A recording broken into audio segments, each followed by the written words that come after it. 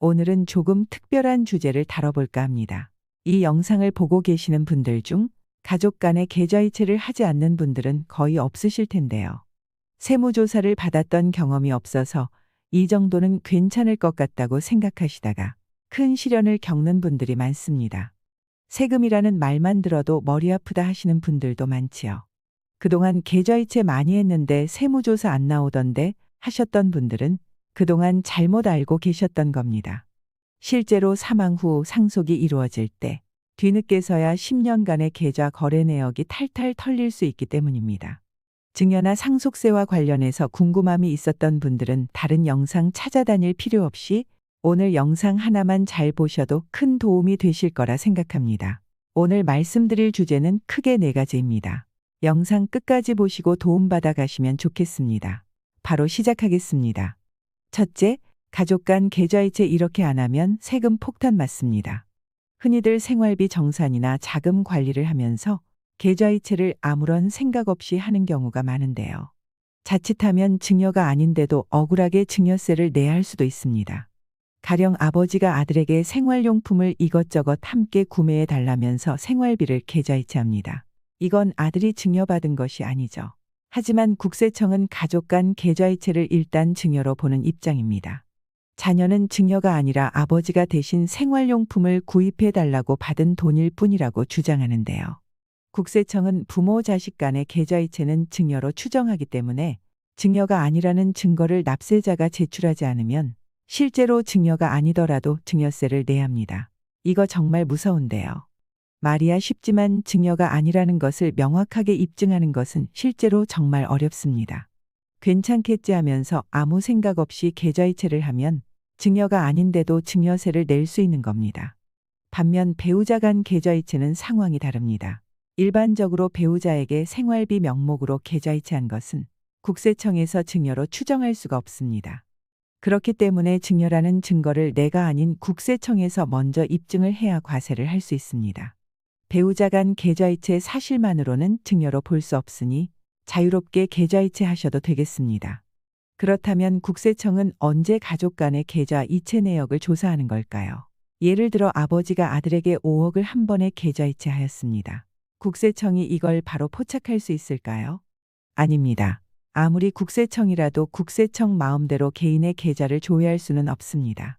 국세청이 알 수가 없는 겁니다. 현금 입출금은 하루 1,000만 원이 넘을 때 국세청에 자동으로 통보가 되지만 계좌이체는 금액 상관없이 국세청 통보 대상이 아닙니다. 계좌이체는 주로 세무조사를 하면서 밝혀지게 되는데요. 세무조사에는 크게 3가지가 있습니다. 첫 번째로 주식이나 부동산 취득 시 나오는 자금 출처 조사입니다. 이때는 보통 자산 취득 시점 기준으로 3년간의 계좌이체 내역을 조사합니다. 두 번째는 사업장 세무조사입니다. 사업체를 운영하시는 분들의 경우 매출 누락을 확인하기 위해 5년간의 계좌이체 내역을 조사합니다. 세 번째는 상속세 세무조사입니다. 이 상속세 세무조사가 가장 무섭습니다. 무려 조사 대상 기간이 10년이기 때문입니다. 기억도 안 나는 10년간의 계좌 이체 내역을 조사한다니 참으로 당황스러울 것입니다. 왜 상속세 세무조사는 무려 10년간 계좌이체 내역을 조사하는 걸까요? 그 이유는 물려받을 상속재산뿐만 아니라 과거 10년 내에 가족에게 증여한 재산까지 포함해서 상속세를 계산하기 때문입니다. 상속재산이 10억 이상이면 상속세 세무조사 가능성이 매우 높습니다. 몇 년간 부동산 가격이 많이 올라서 부모님이 웬만한 집 한 채만 가지고 있으면 나중에 상속세 세무조사를 받을 확률이 정말 높습니다. 실제로 A씨는 아버지가 돌아가셔서 상속세 세무조사를 받게 됩니다. 국세청에서 10년간 아버지의 모든 계좌이체 내역을 제출하라고 하는데요. A씨는 아버지에게 증여받은 기억이 없어서 별일 없겠다고 생각하며 걱정 없이 계좌이체 내역을 제출합니다. 그런데 국세청이 계좌이체 내역을 조사하다 보니 9년 전에 아버지한테 몇 천만 원을 이체받은 내역을 찾게 됩니다. 국세청은 이게 증여받은 거 아니냐고 추궁하는데요. A씨는 억울했습니다. 과거에 아버지가 부탁해서 대신 돈을 받고 일을 처리해 준 적이 몇 번 있었기 때문입니다. 증여받은 것은 분명 아니었습니다. 그러자 국세청이 이렇게 말합니다. 가족 간 계좌 이체는 증여로 추정합니다. 증여가 아니라는 증거를 제출하지 못한다면 사전증여로 봐서 상속세를 추가로 과세하겠다고 말이죠. 몇 달 전 일도 기억이 안 나는데 9년 전 일을 어떻게 기억할까요? A씨는 그때의 일이 자세히 기억도 안 나고 증명할 방법도 없었습니다. 실제로 이렇게 억울하게 상속세를 추가로 내는 경우가 많습니다. 이럴 때를 대비해서 무슨 좋은 방법이 없을까요? 아주 간단한 방법을 하나 알려드리겠습니다. 바로 계좌이체를 할 때 왜 이체를 한 건지, 송금할 때 이체 내용을 남기는 것입니다. 그러면 무슨 내용인지 전부 표시가 되어 있으니 왜 아버지에게 계좌이체 받았는지 명확하게 파악할 수 있고 증여가 아니라는 사실을 증명하기 훨씬 수월할 것입니다. 생활비용 결제나 가전제품 구매 등으로 활용했다는 것을 증명한다면 증여가 아니므로 억울하게 상속세를 더 내는 일은 없을 겁니다. 둘째, 현금 입출금 이렇게 하면 100% 세무조사 나옵니다. 국세청은 계좌이체가 아닌 현금 거래의 경우 탈세를 위한 것이라고 보는 경우가 많습니다. 그러므로 현금 입출금을 잘못하면 세무조사를 받을 확률이 상당히 높아지는데요. 어떻게 현금 거래를 하면 국세청이 알게 되고 세무조사를 받게 되는지 아주 쉽게 알려드리겠습니다.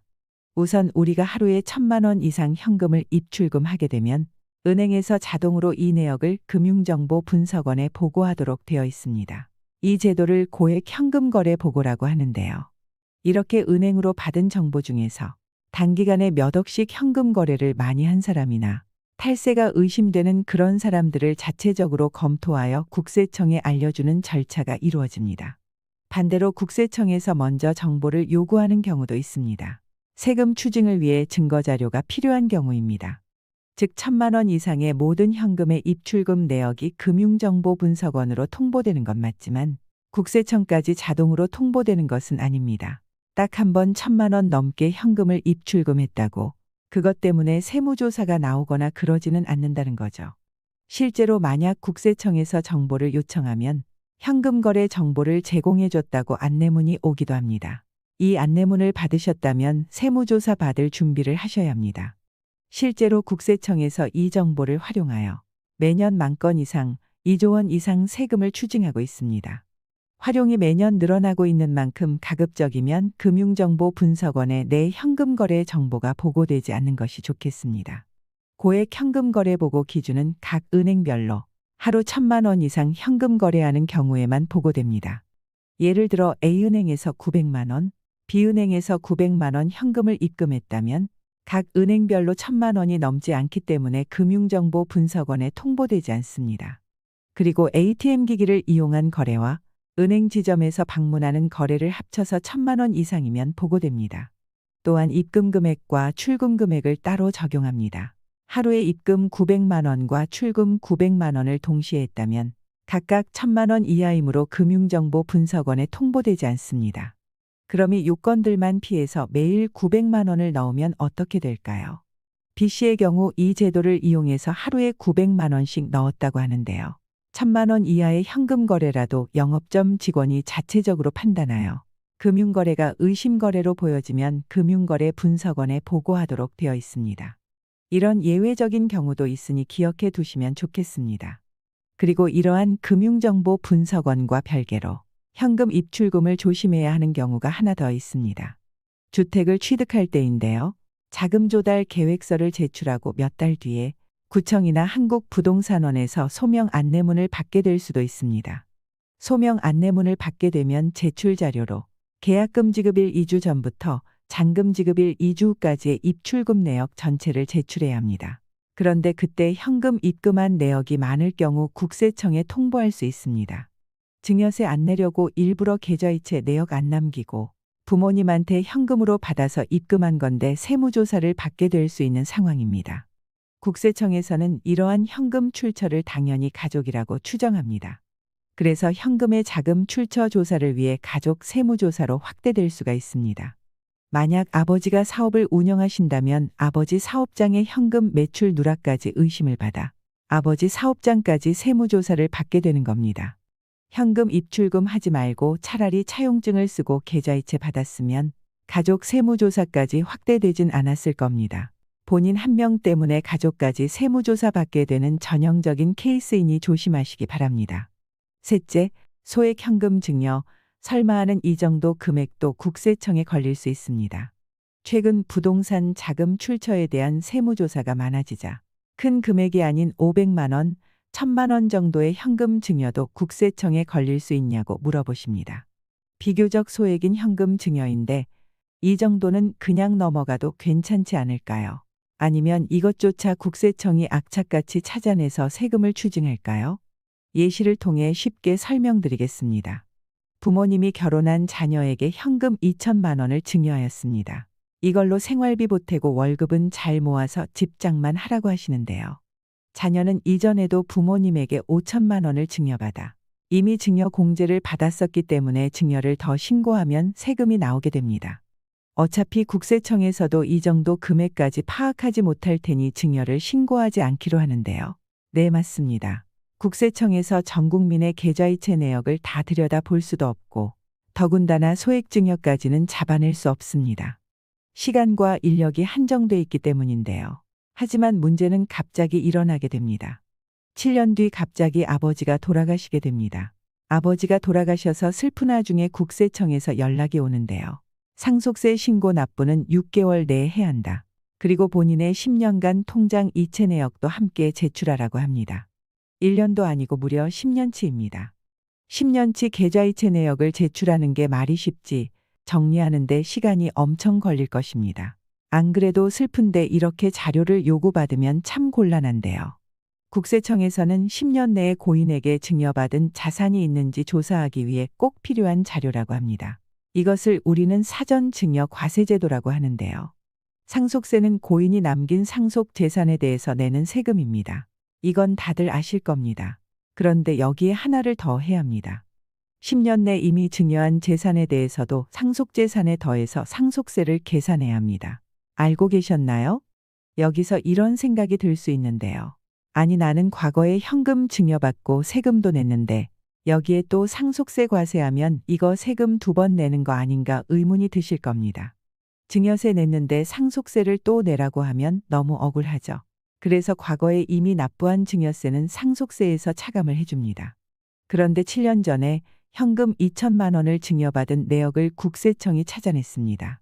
7년 전에 증여 신고를 안 했으니 상속세와 별도로 이때 안 낸 세금을 추징하겠다고 합니다. 그런데 어차피 사전 증여는 상속재산에 포함되어 결국엔 상속세로 내야 하는데 무슨 증여세를 또 따로 추징하냐 하실 텐데요. 국세청은 상속세로 과세되니 증여세는 따로 낼 필요가 없다고 답합니다. 다만 7년 전 증여받을 때 무신고했으니까 그에 대한 가산세는 내야 한다고 하죠. 무신고 가산세 20%와 납부 지연 가산세 50%를 내야 하는 것입니다. 7년 전 내야 할 증여세가 200만 원이었다면 140만 원을 가산세로 내야 하는 것입니다. 7년 전 증여받은 현금에 대해서 세금을 내게 될지도 몰랐는데 가산세까지 추가로 더 내야 한다니 그야말로 세금 날벼락을 맞은 셈인데요. 이런 세금 날벼락을 맞기 싫으시면 부모님의 연세가 많으신 분이나 부모님 재산이 10억 이상인 분들은 소액 현금 증여하고 증여 신고를 하시는 게 좋습니다. 재산이 10억 이상이고 특히 부동산을 소유하고 계시다면 대부분 상속세 조사가 나오니 조심하셔야 합니다. 또한 10년 내 5천만 원 이상 현금을 이체받으신 분도 마찬가지입니다. 부모 자식 간 증여 공제는 5천만 원이기 때문이죠. 넷째는 증여, 상속세 절세하는 방법입니다. 첫 번째 방법은 감정평가를 활용하라입니다. 여기서 핵심 키워드는 증여 재산가액입니다. 증여나 상속으로 얼마짜리를 받느냐에 따라서 세금이 달라지는데요. 근데 이 증여받는 것 중 가장 큰 부분을 차지하는 것이 부동산입니다. 특히 부동산 같은 경우는 가치를 평가하는 방법이 원칙은 시가입니다. 그리고 그 시가를 알 수 없을 경우에 국가에서 정한 기준 시가라는 방법을 통해서 그 재산을 평가하는데요. 중요한 것은 내 부동산에 대한 어떤 명확한 시가가 있으면 그게 우선시 되지만 내 부동산에 대한 시가를 알 수 없을 때는 어쩔 수 없이 다른 유사한 부동산을 준용할 수밖에 없습니다. 그럼 내 부동산에 대한 시가의 대표적인 게 감정가액입니다. 그러면 감정가액이 있다고 하면 다른 부동산에 대한 거래 금액을 준용하지 않아도 된다는 얘기인데요. 다른 부동산에 거래된 금액이 나한테 불리할 경우에는 감정평가를 받으면 내 부동산에 대한 시가가 우선 적용되기 때문에 내가 받은 감정가액으로 세금을 책정할 수 있게 된다는 겁니다. 만약에 내가 감정평가를 하지 않고 아파트를 자녀한테 증여한다고 했을 때 비슷한 남의 부동산 가액으로 책정할 경우에는 7억 5천인데 감정가액은 6억일 수 있다는 것이죠. 이 감정가액이라는 게 약간 융통성이 있습니다. 지금처럼 가격 폭락이 클 때는 더 그렇습니다.